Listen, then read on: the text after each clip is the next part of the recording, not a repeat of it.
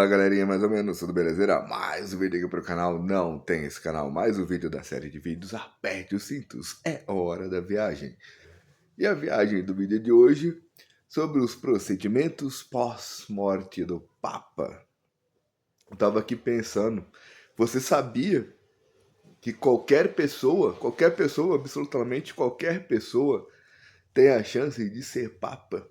Claro, ela precisa ser batizada na Igreja Católica, ela precisa seguir ali uma filosofia de vida, ela precisa mostrar ali uma doutrina de vida, ela precisa fazer certas coisas e não fazer certas coisas, gostar de certas coisas e não gostar de certas coisas. Precisa ali ser conhecida pelos cardeais, né, que os cardeais vão lá e decidem que aquela pessoa ali, eles voltam e decidem que aquela pessoa ali que vai ser o novo Papa. Mas eu acho curioso que tem várias pessoas aí que receberam a tal da canonização, né, que foram consideradas santas, se tornaram santas, receberam o rótulo de santas, o título de santas, né? Então, e nenhuma dessas pessoas que recebeu o título de santas foi considerada papa quando elas estavam vivas. Nenhuma dessas pessoas concorreu a ser papa quando estava viva. Acho bem curioso isso, porque santo seria uma coisa acima de um papa, né? Mas um santo não poderia ser um papa, não foi escolhido para ser um papa quando estava vivo? Por quê, né? E que curioso que é a questão da Igreja Católica, porque o papa é um bispo de Roma, ou seja, é ainda um símbolo, o último símbolo do poder do Império de Roma, da parte religiosa, da bancada evangélica de Roma. Porque o Império Romano, tinha vários símbolos. A bandeira, a águia, que era o animal de poder, as cores da bandeira, o hino de Roma, a imagem do imperador, a imagem, né, do calendário juliano, da filosofia de vida, doutrina de vida de Roma, né? O que era lei, o que era regra em Roma, a liberdade do cidadão romano de poder orar quantos deuses quisesse, né? Ir numa religião de manhã, uma outra tarde, uma outra noite. Deus da época do Egito Antigo, que quando o Império Romano dominou o norte da África, lá onde é o Egito Antigo, né? Pegou os deuses do Egito Antigo, Mitra, Ra, Deus Dionísio, que é o deus do vinho, a Afrodite, que é a deusa do amor, deusa da fertilidade, Asterte, uma parada assim, que era um deus lá também da fertilidade.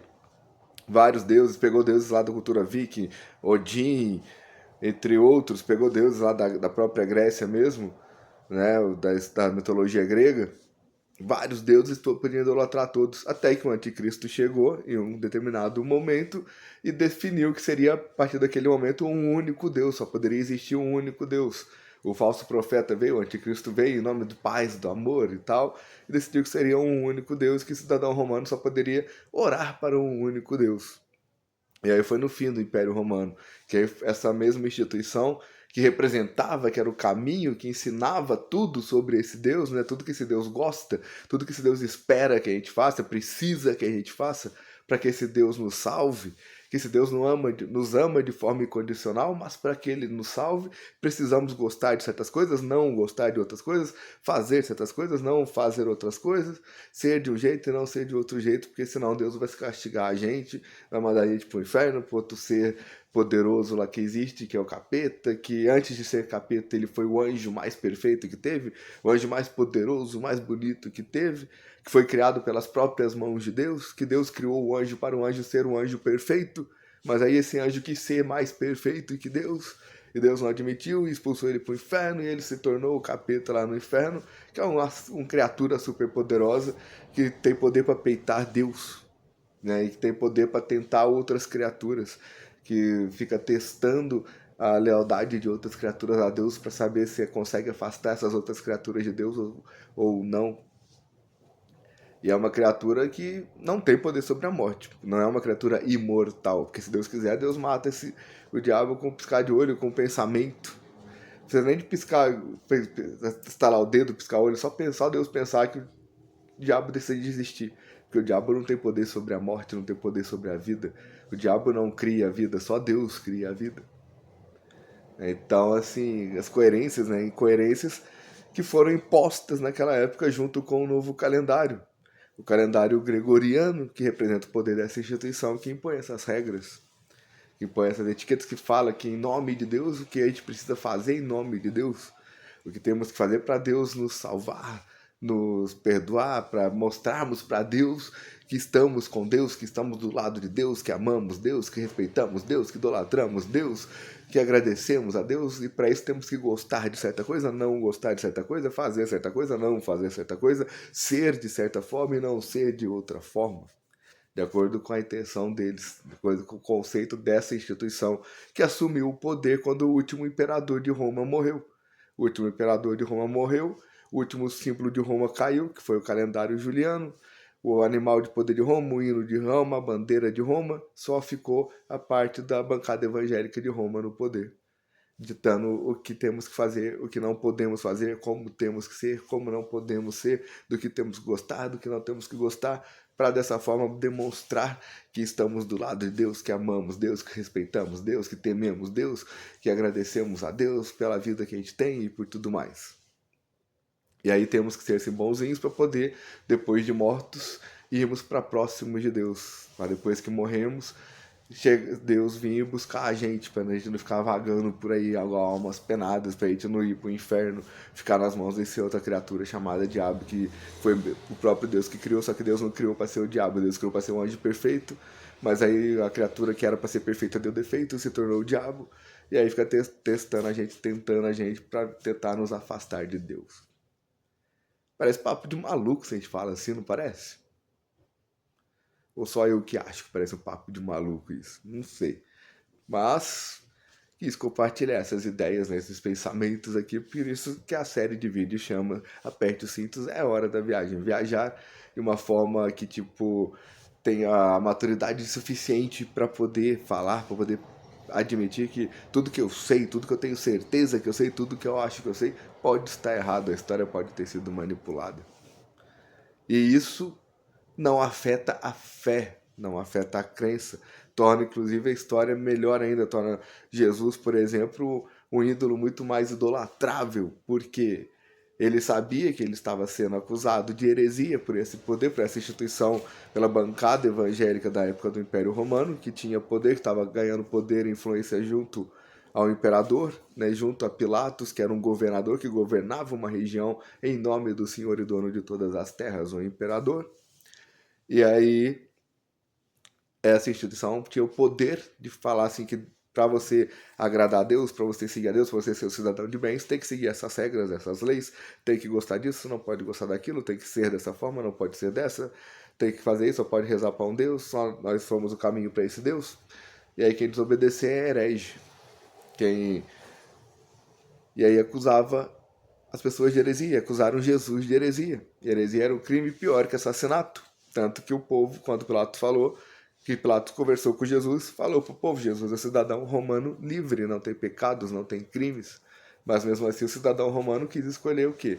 Prender Jesus porque era o herege e soltar o assassinato, porque a heresia era o crime pior que existia. Então, por essa bancada evangélica da época do Império Romano, eles condenaram Jesus à morte para punir o corpo do herege para que, em nome de Deus, a alma daquele herege fosse salva. E aí o corpo ficava pregado na cruz lá. E Jesus não foi o único a ser crucificado, vários outros foram crucificados antes de Jesus e depois de Jesus também. E os corpos ficavam lá pendurados nas cruzes, nas entradas da cidade, nas praças da cidade. Ficavam dias, meses, anos, apodrecendo. As famílias passavam, os pais falavam para os filhinhos, olha filho, não desobedece àquela instituição, não questione aquela instituição, porque senão é falta de respeito, é afronta, é coisa de gente que não presta, é coisa de gente ruim, é coisa de gente negativa, e vai ser punido, e vai ser castigado, e vai acabar igual esse daí na cruz morto aí.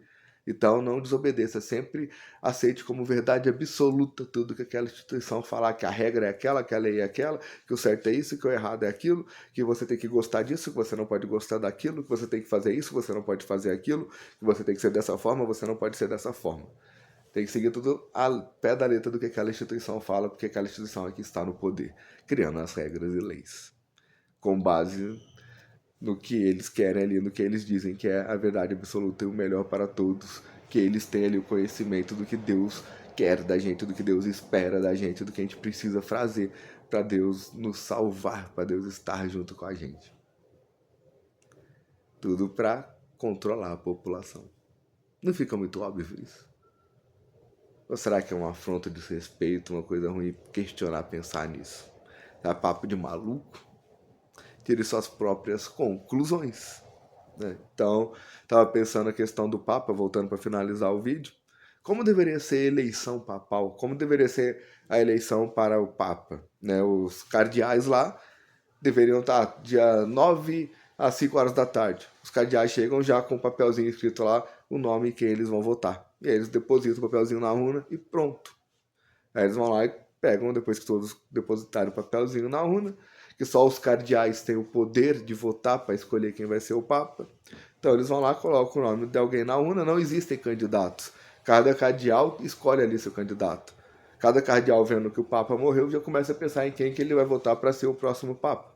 E ele escolhe, durante esse período de 15 dias que existe entre a morte do Papa e o conclave, então eles escolhem, o conclave vai ser dia tal, hora tal. Eles já chegam no conclave com o papelzinho e votam. Ó, meu voto é nesse fulano aqui. Pá. Aí todos votam, aí eles vão lá e fazem a contagem.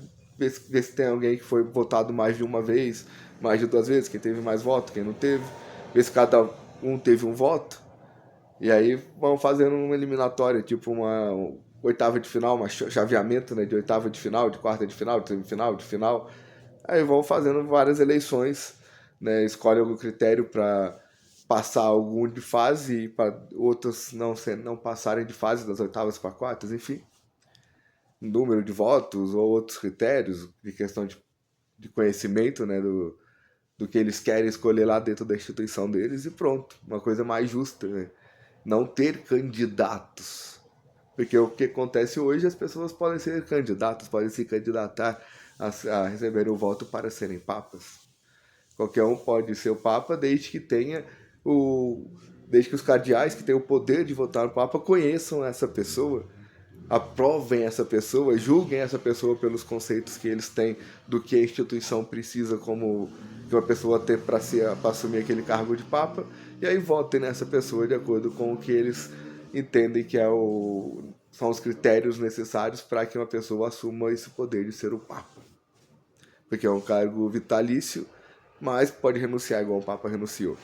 E geralmente a maioria dos papas são idosos que são escolhidos.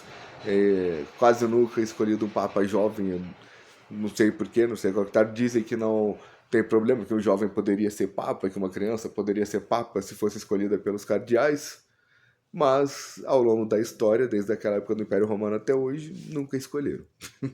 Então, assim, tá aí o vídeo pra gente questionar, pra gente pensar. Mas pra todos, fui.